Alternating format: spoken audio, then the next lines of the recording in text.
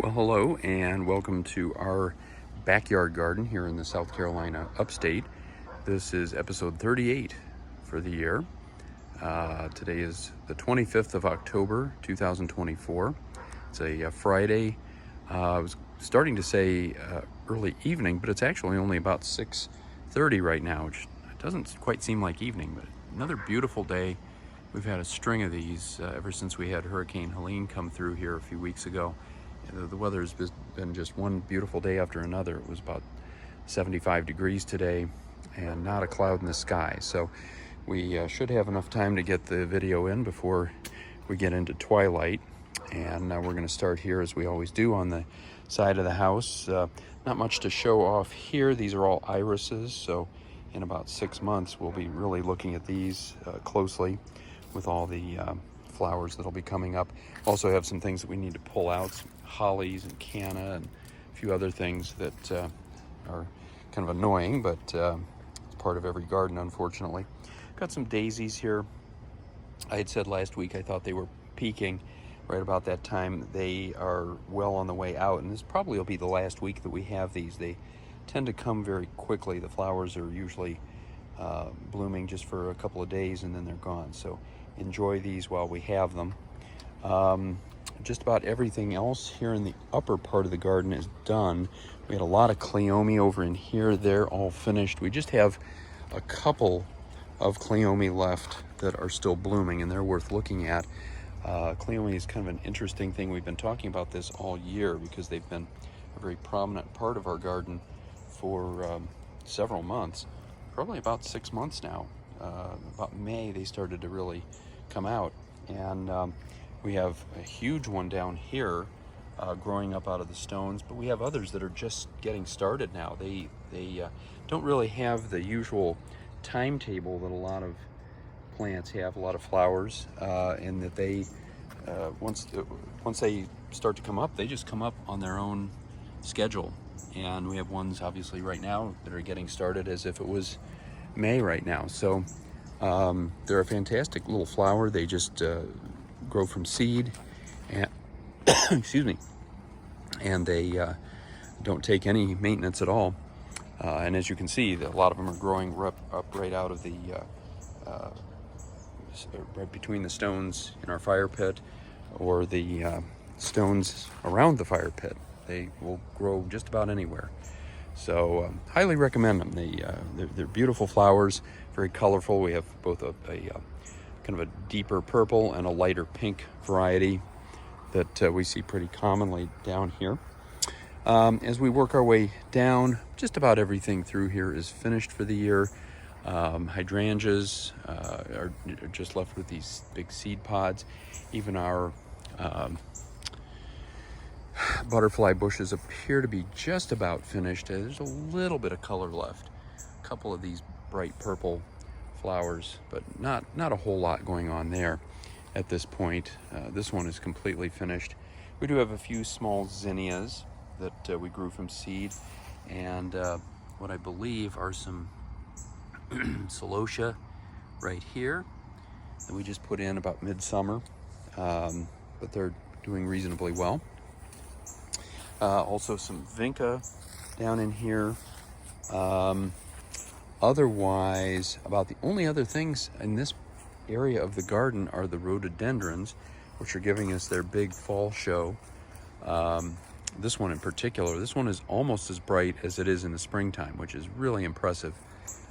Same thing with a couple of these over here. We have a total of 6 rhododendrons. They've gotten bigger and bigger each year. A lot of people will chop them back so that they don't get overly big or dominate the garden too much, but I don't know. The quality of the color and the fact that you can see it from the house really make these just a solid part of the garden. I have no qualms about letting them grow and get bigger if it means more color like this. We do have some red begonias that are still doing really well. I've been watering the yard a little bit more here in the last couple of weeks because we did some aeration and overseeding. We talked about that last week, and so I've been watering the lawn, and these have come back a little bit. It's been extremely dry this year, hot and dry most of the summer. The exception was, of course, the hurricane and a handful of other storms, but honestly, since really July or so, we have had consistently nice, clear, sunny, and dry and fairly warm weather. And that's not always a good thing for your plants. They do need a certain amount of rain, and so I've tried to keep them wet with watering, but sometimes it's easier said than done. But these particular begonias are doing well. We also had some pink begonias, which, as I look through here, appear to be just about gone. They never really thrived. We have one here that's just got a few small flowers on it, but not a whole lot going on. The other thing back in here, which these have peaked, they're just kind of hanging on for a little bit longer, are these impatiens. They really were at their peak in September, and even though they have flowers, they're starting to get kind of spindly, and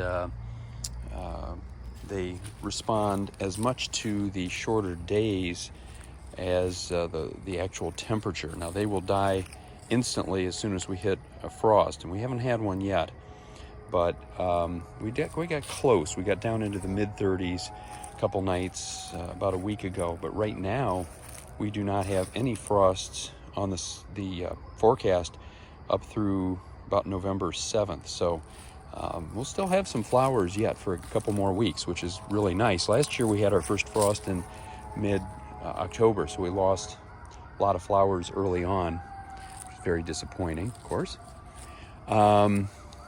Otherwise, not much else to show. I had thought about this. I don't usually talk too much about the pond that we have back here.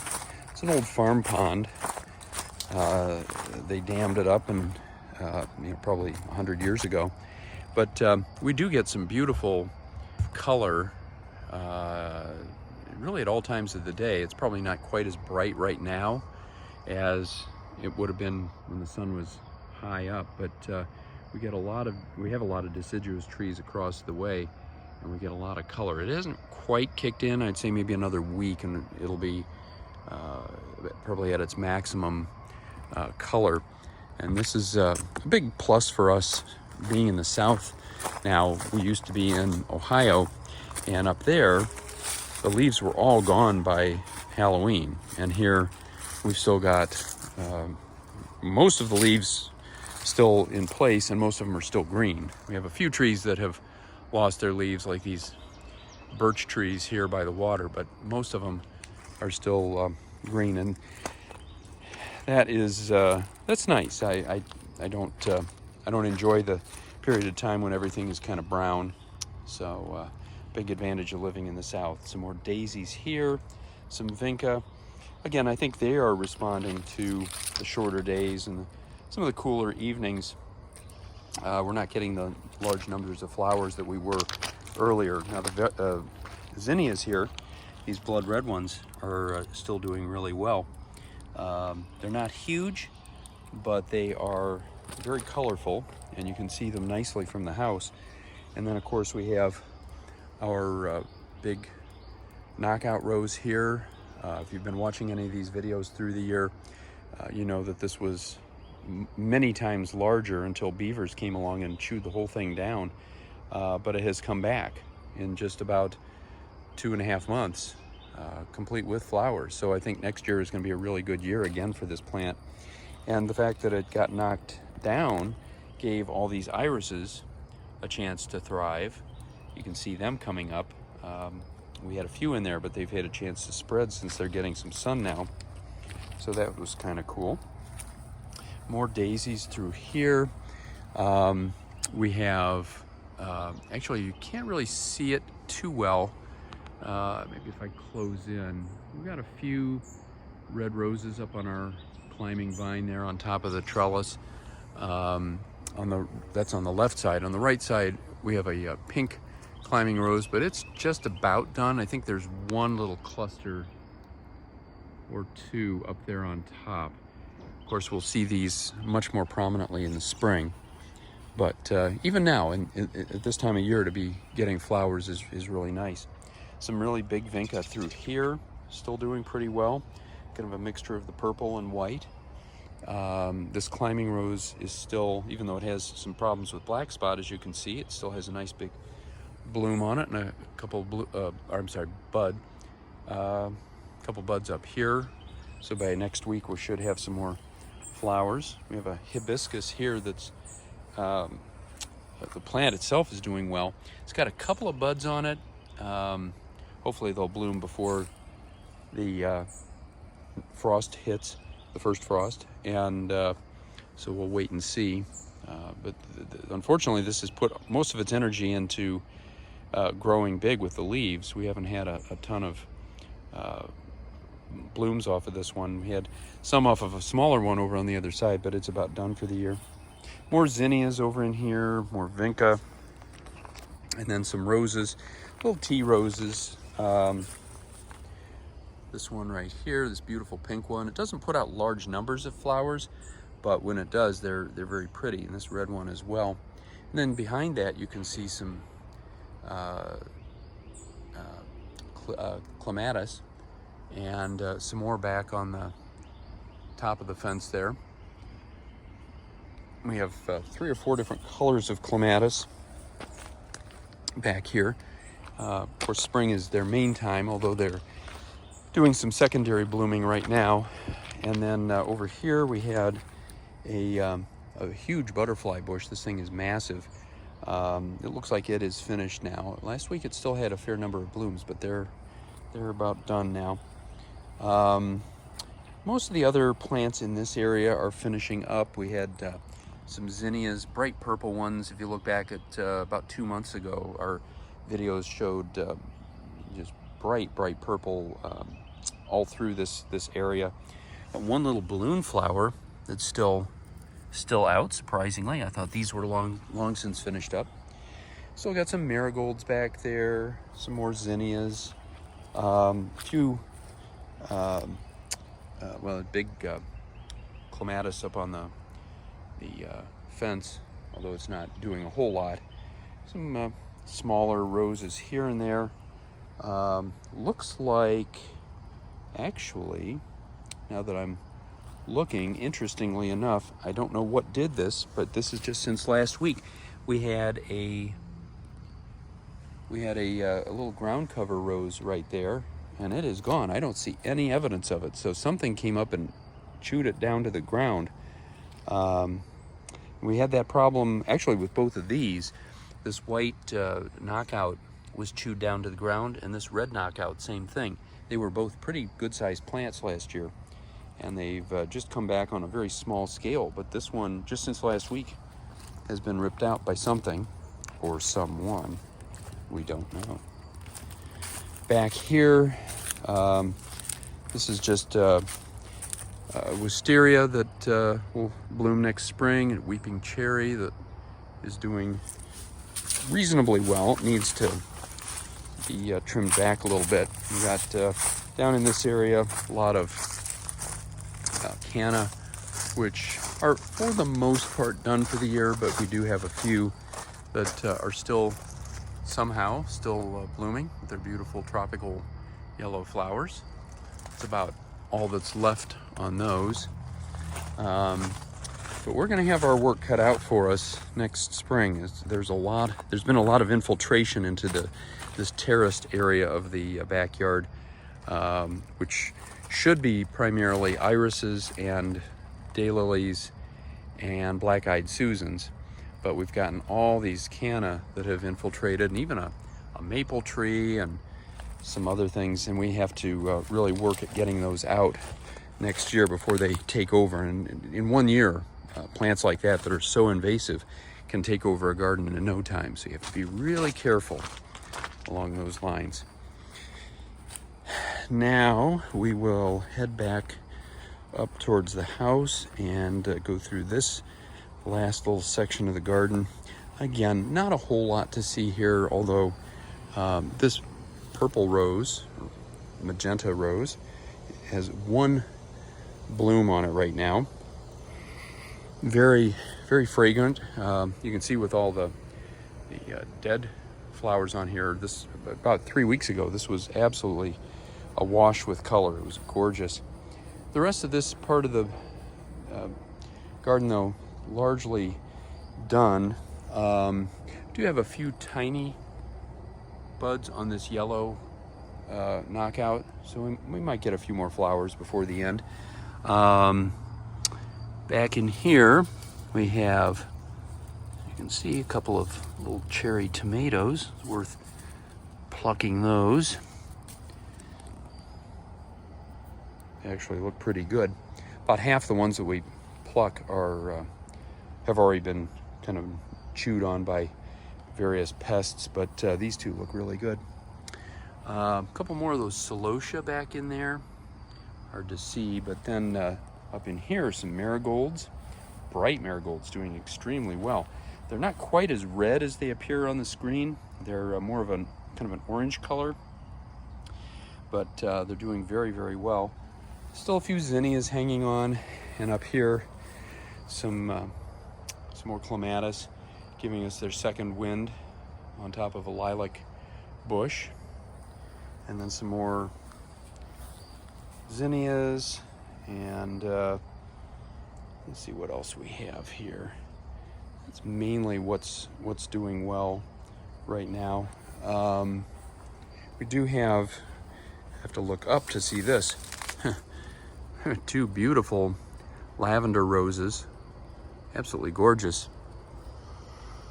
And this is a very fragrant one too, so it looks like there are no more buds on that one, so those will probably be the last two flowers that we get off of that for this year. Then we have another one of these pink climbers. We have a total of 4, and all of them are very healthy, very large, and very prolific. They just cover the area with these pink flowers. More zinnias here. A lot of other stuff that we have had back in here. Some tomatoes. Actually, as I look closely, it looks like some of our larger tomatoes, and this is what typically happens. Some pest, I don't know, might have been a rabbit or something else, maybe a bird, already got to that one, so it's not any good. But let's see if any of the others are good. Now that one looks fine. Nice big fat tomato. That one's been chewed on. Let's see about this one. That one's been chewed on. I guess I need to get out here a little sooner. Same thing with this one's a complete mess. Well, we got 3.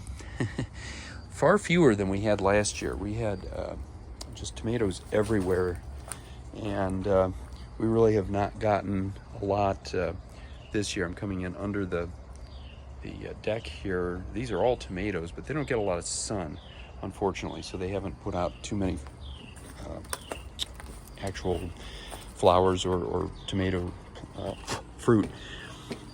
Last year we had quite a few more, but the weather was, I think, a little bit more agreeable for plants like that. Now, just real quickly, I'll show off up on the deck. We do have some vinca here, lots of marigolds. Marigolds have done extremely well.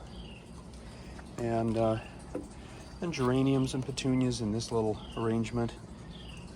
We put those in May. More marigolds over in here, doing extremely well. And these are all from seed. My wife put a great deal of effort into growing all of these back in the summer. She had a little factory pretty much up on the